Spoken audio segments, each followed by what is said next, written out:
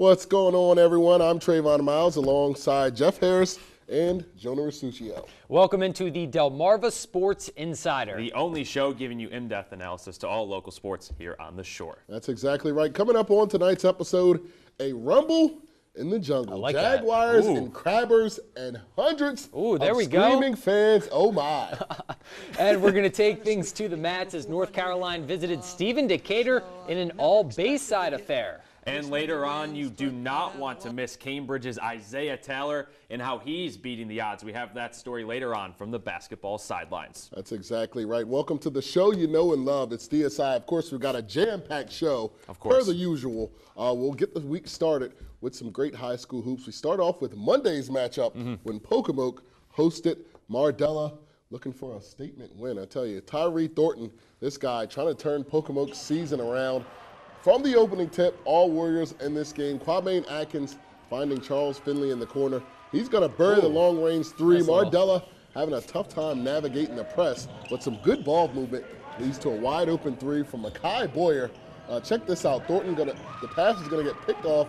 He's going to throw up the alley-oop to there Atkins. it is. Throw it down. Atkins going to throw it down. I see you, big fella. Pocomoke up big at the half. Good thing they got that guy back. I really think that down the stretch, they will be able to use that guy. There's Trayvon Brown laying one home, but just too much Pocomoke on this night. Nigel Houston going to follow the missed shot, getting the rebound, and going strong underneath. Then Thornton running the floor like he always does, and, of course, finishing with the throwdown. Nice. Oh, my goodness. Can I get a foul call, Look at this too? score. Finish with 25 as Pocomoke takes it 88-65. That's us. That's what we do. We try to get turnovers, try to create turnovers so we can get easy baskets. That gets the guys into the flow, especially with Tyree. He's a good slasher. He's a good finisher around the basket. So if we can wreak some havoc on the defensive end, that gets him some easy buckets. I think we could do it. I think we can make it back across the water.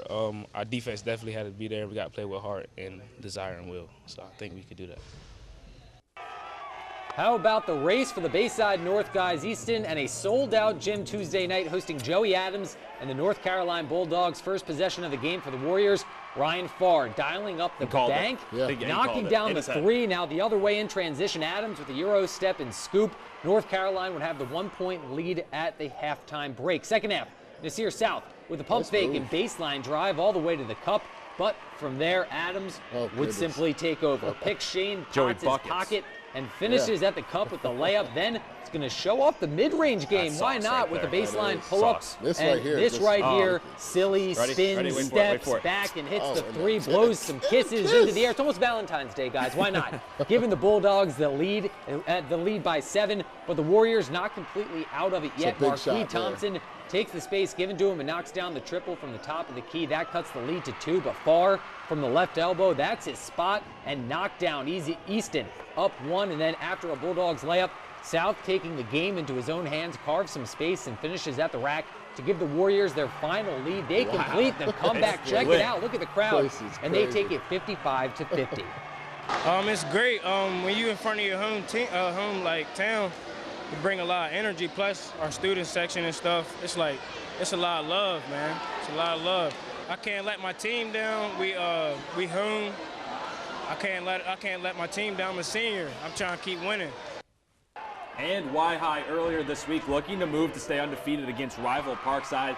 Laquan Pettit, he lines up the 3. Tribe would lead by 9 I like that move. First, but Parkside, they came to play in the second. Off the steal, Tyler Polson going the other way and throwing one down. He looked behind and he was like, who's coming? Next possession, Jalen Deloach, he's going to knock down the long-range triple. Rams, they go into the locker room up 3. Second half now, Parkside still putting that pressure on. Yarns to Polson to Tyrese Purdue.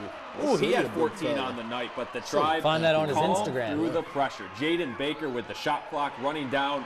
He's in for 2. Parkside going the other way. Big time block by Keyshawn Marshall. Check this out. Just, with a little bit of authority. Pettit would then take it and finish with the layup in transition. What a sequence. Y-High, they take the sweep of their rival to move to 18-0 with a 69-61 win.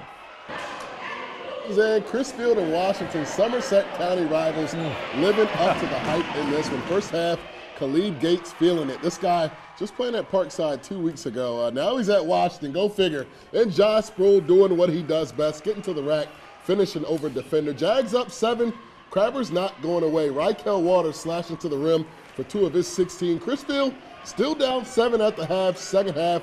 Waters this time from deep to cut into that lead, and he's feeling it. Yeah. And in the fourth, the Jags find themselves down. Keontae Nutter with the dish underneath to Deshaun Whaley. No, that was a call. foul. He's trying to flex a little bit. Jags lead by 1, but after that, all Chrisfield down the stretch. Justin Cohen, tough inside. You hear him talking right there. And then check this out, Waters, Ryan Waters, that is, gonna get a pull-up. Those Crabbers up 5 with less than a minute to go. And then Cohen one more time. Who's gonna stop him? Nice reverse layup right there. And then he tells the crowd about it. Come on, how about it? They take the road win, Chrisfield does, with a 58-52 victory over Washington. It makes us feel like we can finish out more games because, like you said, we're always close. And that just makes us feel like we can finish games out and get the win against any team. Like, we just turned the intensity all the way up, man. We were so hyped for this game, like for practice, everything. We were just hyped. Like, we were ready. Guys, you know I like this team right here. Bennett taking on Decatur earlier this week. Montez Jefferson getting the ball to Savion Bivens in the left corner, and he drains the 3. The Clippers would be up 33-26 at the half, but in the third, Kevon Voiles gets the ball behind the arc, drives through some traffic, gets the left-handed lay-in to go. Bennett right back, though. Amir Thomas gets the ball near the sideline, takes it himself, and gets the lay-in. Clippers trying to put it away, but Jefferson's pass gets intercepted by Voiles, and he goes coast to coast for the layup.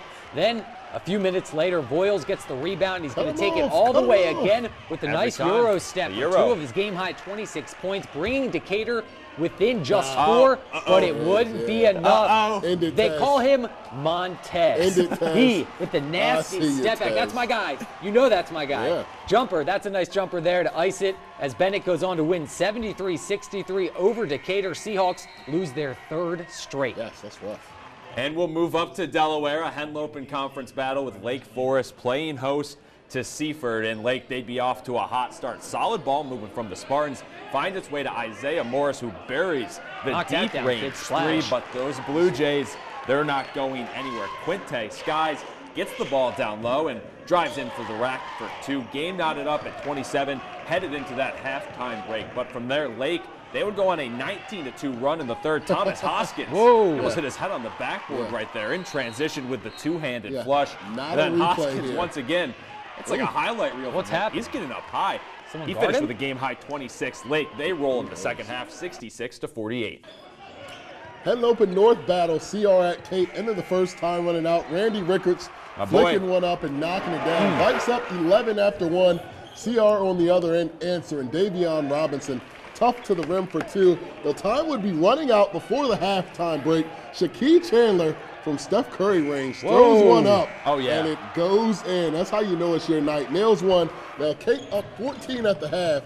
CR just trying to ease their way back into this game. That's Jaden Corbett knocking down a 3 from the wing, but the Vikings run away with it in the fourth quarter. 1 of 6 3-pointers by Isaiah Dsi. Career high 20 points for that young man. Kate goes on to roll 85-66.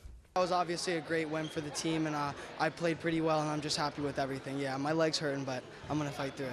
Yeah. We were being sloppy, and we weren't stopping the ball ever. Like, we were just letting everybody come through, and we just, like, harnessed down. We were just like, we got to stop these guys, and that's what we did. We just focused more on defense, and that's all it is.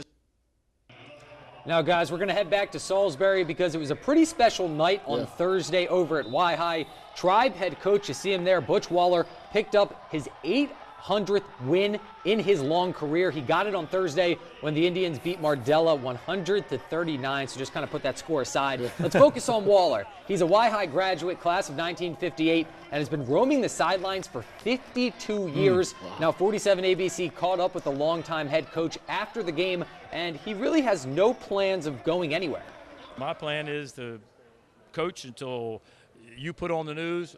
Got some news out here, folks. Local coach drops dead at practice. They sweep him over in the corner. They sweep him over in the corner. I think he's gone. He's finally gone. Classic Coach Waller. You gotta love gold. that answer, That's though. gold. 800 wins. Exactly right, man. And when he talks about it, man, like I said, when I was in high school, he had like a retirement tour. He was going to retire, but every year he comes back, man. Such a love for the game and a love for those kids. So why not, right? Yeah, exactly. And you also saw all the alumni coming out for that game as Yes. well to help celebrate with Coach Waller. Yes. But for now, we have to take one quick break. But when we return, we're going to flip the switch a little bit and turn to the girls who had a pretty busy week here on the shore. We have some highlights coming up right after the break. My name is Jaden Baker from Wahai, and you're watching Delmarva Sports Insider.